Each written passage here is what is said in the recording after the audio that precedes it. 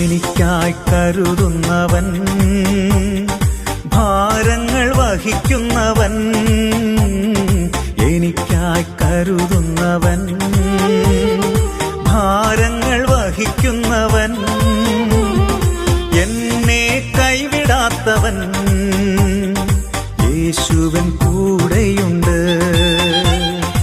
എന്നെ കൈവിടാത്തവൻ, യേശുവൻ കൂടെയുണ്ട്.